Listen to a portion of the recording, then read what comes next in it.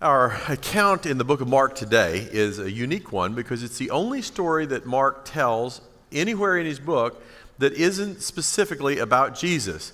It begins to talk about a character that we have not met before in this story.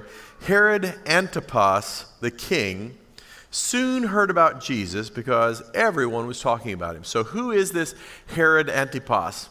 As you know, at the time of Jesus' birth, there was a very wicked king, and his name was Herod, or Herod the Great. And Herod the Great had been king for quite some time and had built a lot of important things.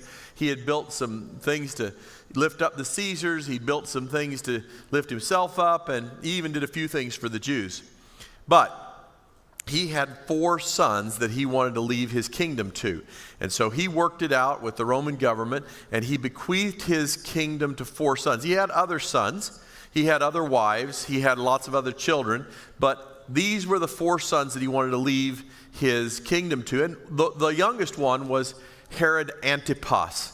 And Antipas, they call him a tetrarch because there were 4 different sections. But Herod Antipas got Galilee, and then the parts south and east of the Jordan River, including the east side of the Dead Sea.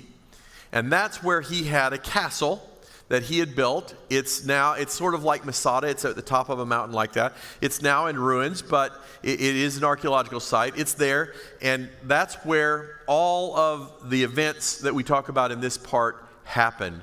And he had married the daughter or princess, daughter of a king called Aretas from the Nabatean lands.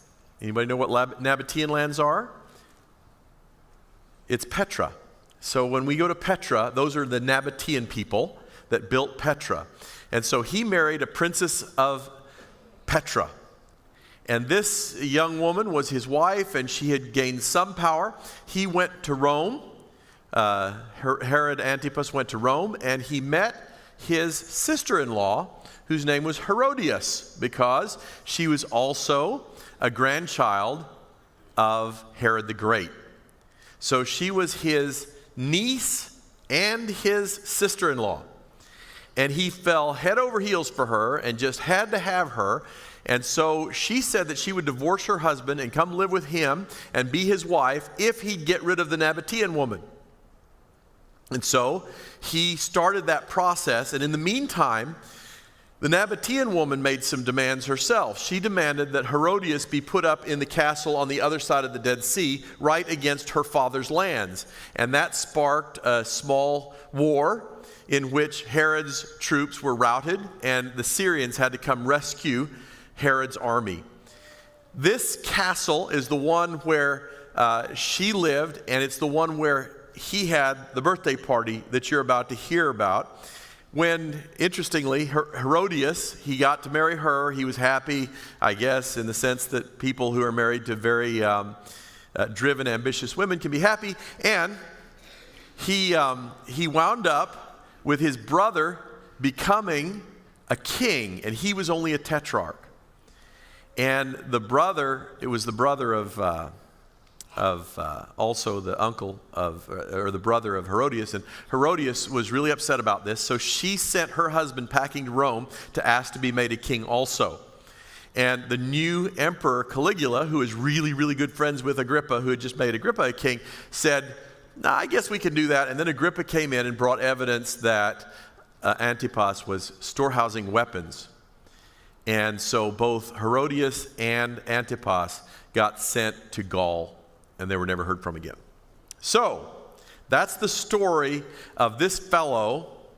And it says that he's hearing about this Jesus, and they're trying to figure out what it is. He's hearing the scuttlebutt, and he's curious. What is the ground truth? We have a daughter, and she always asks us when we tell her something, she says, "Where did you read that?" She's not willing to accept anything on face value. And when she says, "Where did you read that?" the internet is the wrong answer. It has to be a source that she trusts. So it could be the Wall Street Journal, or it could be MSNBC, or it could be one of those, but it can't be the internet. And it certainly can't be Facebook. So You have to get, when I was a kid, we had the Encyclopedia Britannica. Did you have that was the go-to source for all answers. Now, our Encyclopedia Britannica, when I was a kid, was dated from the 1920s, 1923, I think it was. And so it talked about the Great War because the Second World War hadn't happened yet. So it was a little out of date. You had to be really careful with your history on that. And you had to be pretty careful about your science because, of course, genetics nor DNA had yet been discovered in 1923. And so we had a real problem being up to date. We'd have to go to the library to get more information. Today, we are privileged to be in the information age. And we have lots and lots and lots of information available to us. Half of it isn't true. The other half is exaggerated. But we can actually watch most of it live. You can watch the Kavanaugh hearings live as they're happening. You can watch the General Conference annual session starting next Sunday, a week from tomorrow, live. And you can see it. And so you know what's actually happening instead of having to guess or wish. How in the world do you think that this old fella, Herod Antipas, found out about Jesus? People in his court would have said, my cousin's brother said he saw Jesus do this. Somebody else would say, my sister-in-law's aunt said she saw this. And on they'd get these stories coming in, and he wouldn't know. And the same would be true of John the Baptist's ministry. They would hear of those things. Some were saying, this must be John the Baptizer raised from the dead. That's why he can do such miracles. Now, we don't know if John the Baptist is doing any actual miracles, but maybe being resurrected makes you able to do miracles. I don't know. We have all of these rumors coming in, and they're basing their speculations on rumors. So I have something to say about this. Listen carefully. Christians should never spread speculative rumors, period. Is that fair? Okay, number 2. Even if it's not a rumor and it's true, Christians should never repeat it if it's not helpful.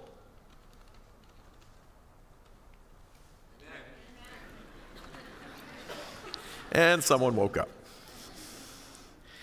Paul has a lot of statements. If you read through Pauline writings, over and over, he says the thing. He says, friends, I don't want you to be ignorant.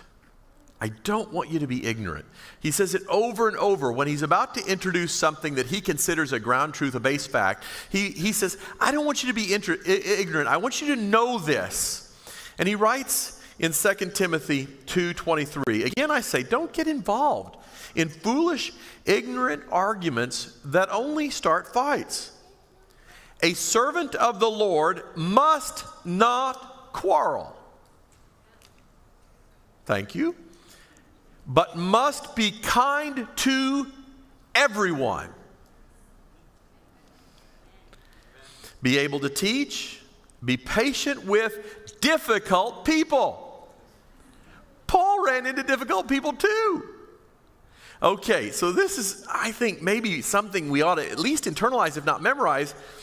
It says, a servant of the Lord must not quarrel, but must be kind to everyone, be able to teach, be patient with difficult people. Gently instruct those who oppose the truth.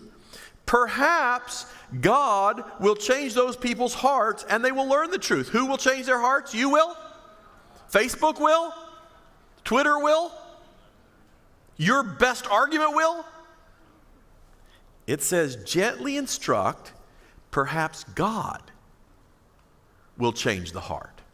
Not your job to change hearts. God's job. Your job, it says here, is to be patient and kind with difficult people, and perhaps God will change them. Then they will come to their senses and escape from the devil's trap, for they have been held captive by him to do whatever he wants. Others said, he's the prophet Elijah. Still others said, he's a prophet like the other great prophets of the past. A whole lot of speculation floating around. They see miracles happening, and they're seeing the end of the period of silence that happened between the testaments. And they're excited about it, and they're trying to figure out what it means. When Herod heard about Jesus, he said, John, the man I beheaded, has come back from the dead. That is guilt speaking. He's feeling guilty, and so he's afraid, and that's fear. For Herod had sent soldiers to arrest and imprison John as a favor to Herodias. She had been his brother Philip's wife, but Herod had married her. John had been telling Herod, it's against God's law for you to marry your brother's wife. How do you think that conversation came about? John and Herod standing by the barbecue, got a few locusts on the barbecue. John says, Harry, I've got something I want you to read in Leviticus. It says that you're not supposed to marry your sister-in-law. Maybe you need to get rid of that. Maybe you need to get your life in order. Well, I don't think it probably happened that way either. What I think is all the rumors were coming back to Herod, and Herod was hearing all these rumors that John was preaching against him. And I suspect that Herod was, he's just a prophet out in the wilderness. It's okay, I can live with this. And then Herodias said, dude, you can't do this. I want you to take care of it. I need you to arrest the guy. Because the scripture says Herodias was the one that wanted him arrested.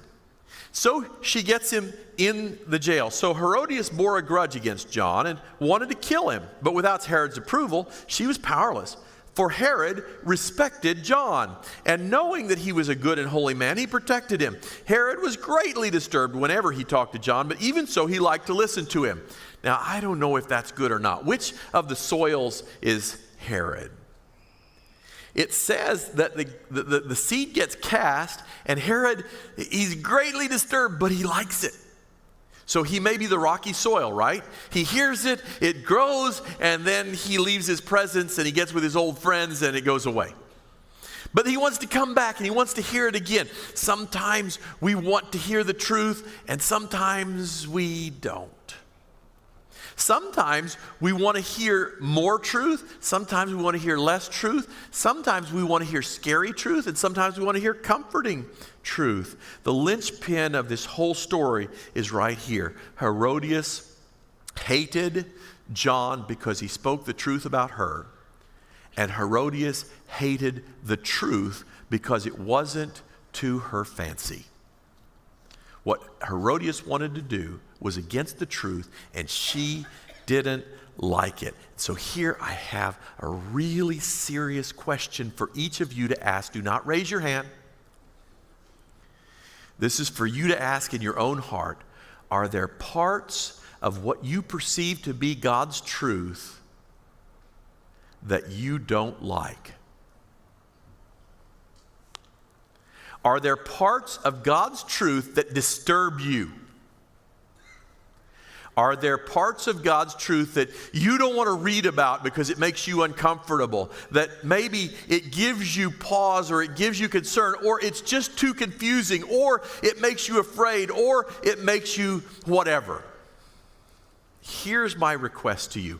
If there are parts of God's truth that are causing you issues in your heart, I'm going to ask you to email or text the church office. It's in your bulletin. And next year, we're thinking about having a little series in which we talk about doubts and the parts of truth that cause us pause. I'll keep your name confidential unless you want me not to. But if you want to, I'll keep your name confidential, and we'll talk about the parts of truth that are disturbing. This is where Herodias was. All the truth was disturbing to her, and finally she couldn't take it anymore. Herodias' chance finally came on Herod's birthday. He gave a party for his high government officials, army officers, and the leading citizens of Galilee. How many women do you think were in that group? Anybody, any suggestions? 0. Okay, so it was a bunch of guys. Then his daughter, so here's what, he's got a stag party going on here. Men only are allowed. The women are all cloistered in the women's part of the palace. And he's here with the fellas.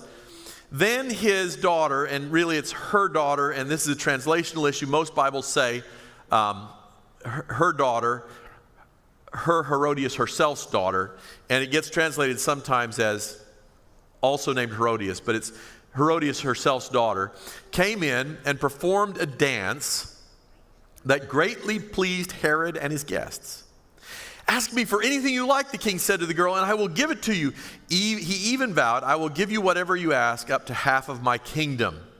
Okay, so this was an exotic dance experience to such a high level that it caused these drunken men to go absolutely crazy. And this drunken king, if you will, went nuts and made an offer that he could not possibly have kept up with. He wasn't that rich. He couldn't have kept up with this, but he makes this offer in boldness to show off in front of his guests. I one time had a strip club owner come to me and said, can you help me collect some debts? She said, men come in here, they get drunk, and they spend huge amounts on their credit cards, and then they run home and stop payment. She said one fellow last week, she said, came into this club and in 4 hours spent $2,000 on his credit card. And then he went home and stopped payment. Is there any wonder why Scripture tells us, why God informs us that becoming drunk is a horrible idea?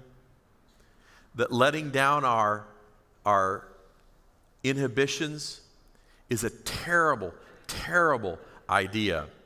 She went out and asked her mother, what should I ask for? And her mother told her, ask for the head of John the Baptist. So the girl hurried back to the king and told him, I want the head of John the Baptist right now on a tray. So what about John? How long has John been in prison? We don't know. Probably months, maybe years, but probably months. He's been there in that prison. He's been rotting. And from time to time, when Herod gets, I guess, bored, he calls him and has him come preach a little bit. And he comes and tells him everything he's doing wrong. And he likes it, but he hates it. And he likes it, but he hates it. And he protects John because he knows that God is with John. And then he sends him back to the dungeon. It's a contrast story of one guy who's a prisoner and one guy who's a king, but who's really a prisoner to his lusts and to his wife.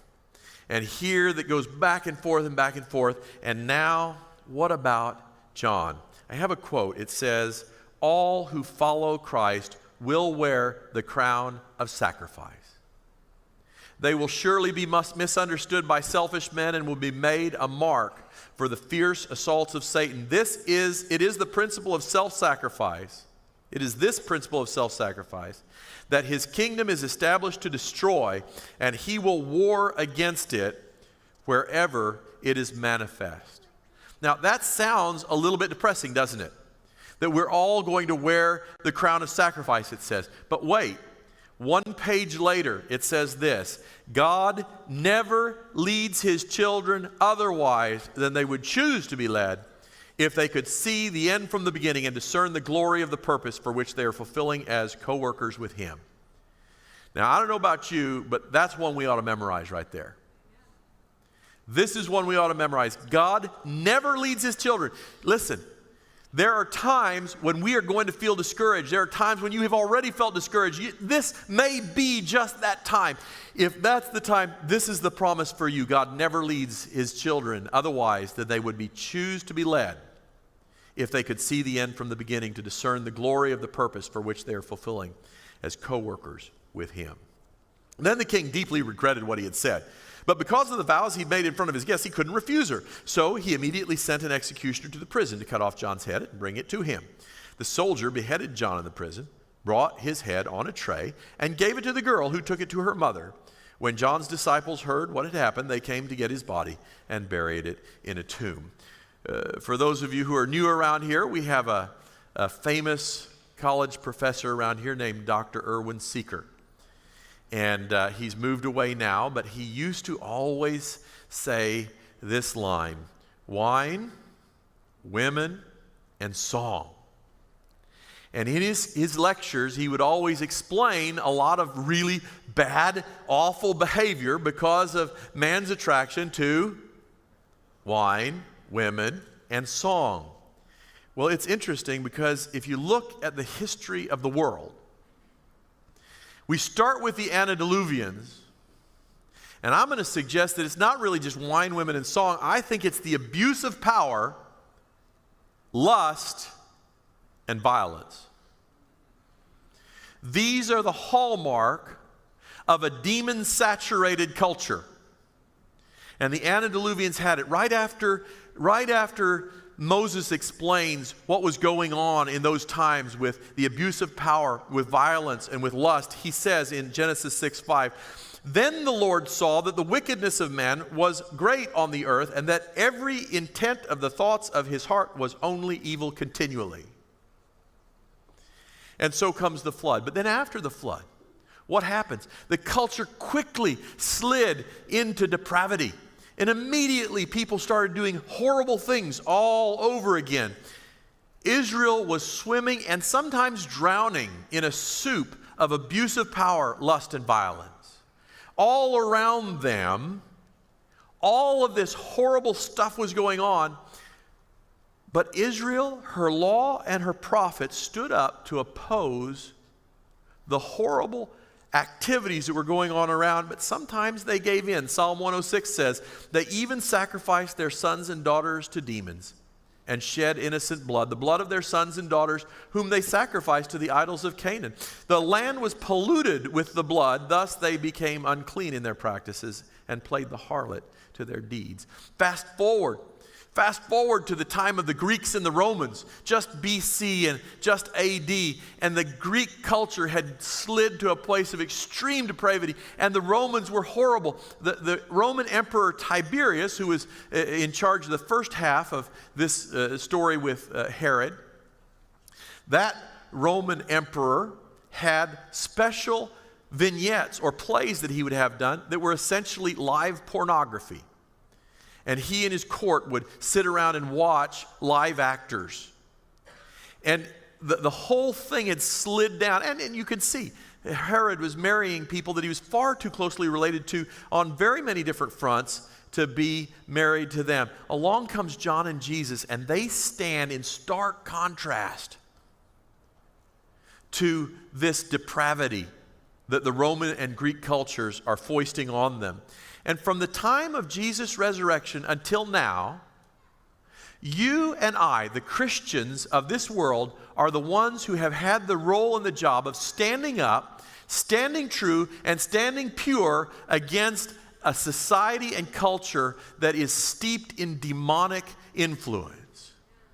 All of us have the opportunity, the privilege, and the duty to stand up to this culture that is so steeped in the abuse of power, lust, and violence that it's all we see. I don't know about you, I can't look at a billboard, but it's got a semi-naked individual on it.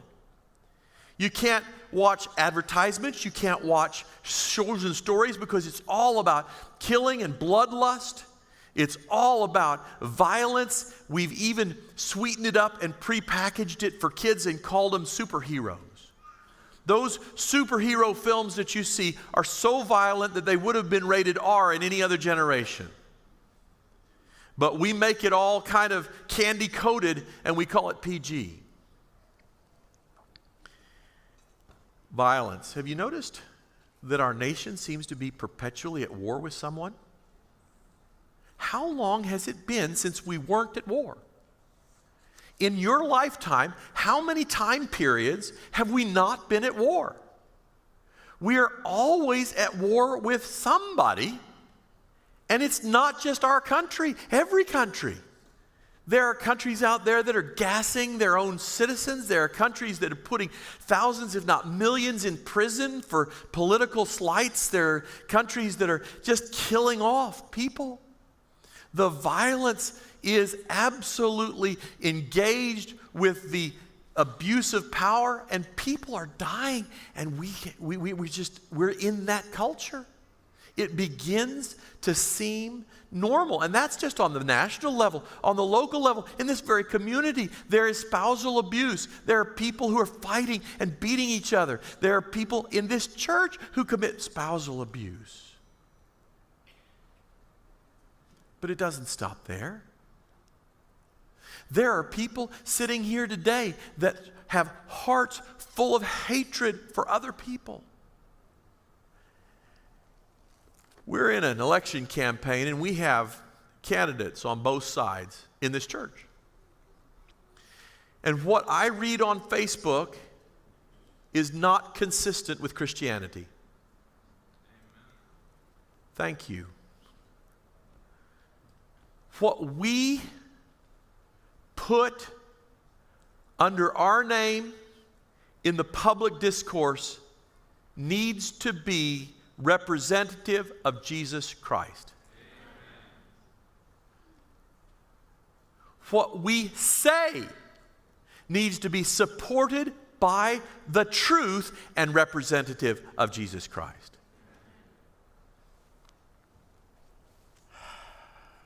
I don't know. Everything in the media, and I'm not even going to talk about the internet and the ready availability of lust. Everything in the media is all about violence and lust. And then the news is all about the abuse of power. And I'm telling you, it has become so bad that I think people now expect it. They are no longer surprised when American leaders abuse power. I'm going to go one step further. I don't think there's enough surprise when we see church leaders abuse power. It's on plain display every day. Televangelists fly in private jets paid for by the gifts of poor people who think they're being faithful to Jesus.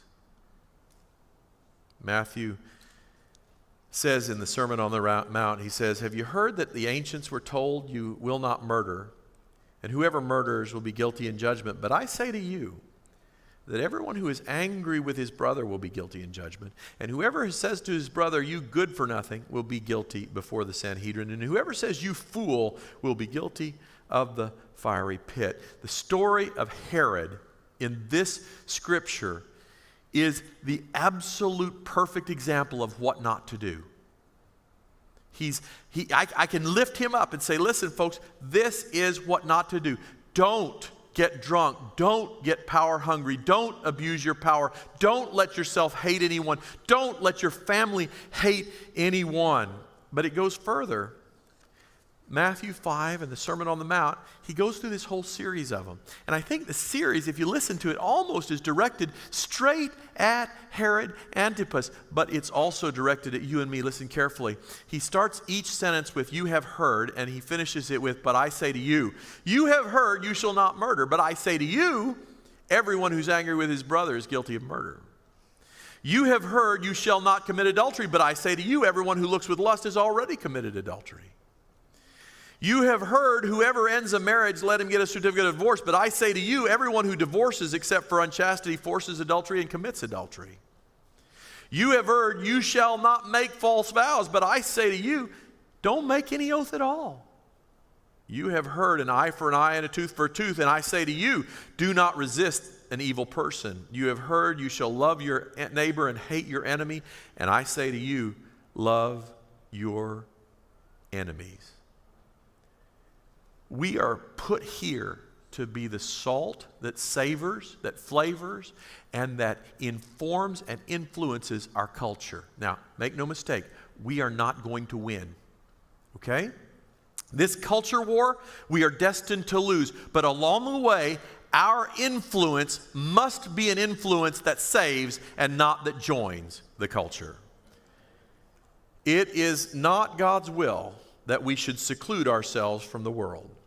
But while in the world, we should sanctify ourselves to God. We should not pattern after the world. We are to be in the world as a corrective influence, as salt that retains its savor among an unholy, impure, and idolatrous generation. We are to be pure and holy, showing that the grace of Christ has power to restore in man the divine likeness. We are to exert a saving influence upon the world. So there's a lot of talk. There was a book written by a guy who used to work for the Texas Conference, and it was called Creeping Compromise.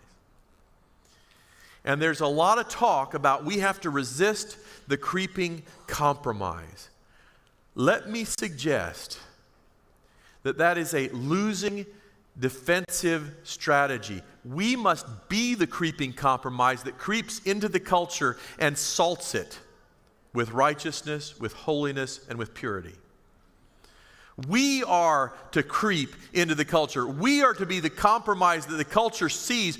We are to be the ones who stand up and the culture sees the difference between the Christian and the non-Christian and says, this is what we are needing right now. I don't know, I have this little aversion whenever I hear the comment, "Make America Great Again." When again was it great? You know, it was great for some people at some times, different times for different people.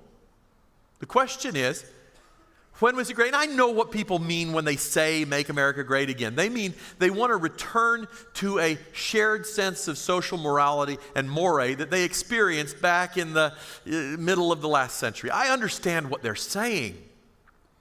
But you go back to that very time, and it wasn't great to be a woman or a person of color. It wasn't great to be a person who's disabled or in any way different. It wasn't great for huge swaths of our population. It was great for some, but it wasn't great in the way that we want it to be great in the future. Let's make America great, but not necessarily again. The problem is that this culture war we are doomed to lose. We know how the end comes. It comes with a stone cut without hands, and it crushes the kingdoms of the earth, and it is God's kingdom, not our kingdom. We don't get to create it. We get to be it because God created it. And we are not going to win the culture war. But we still have to fight it.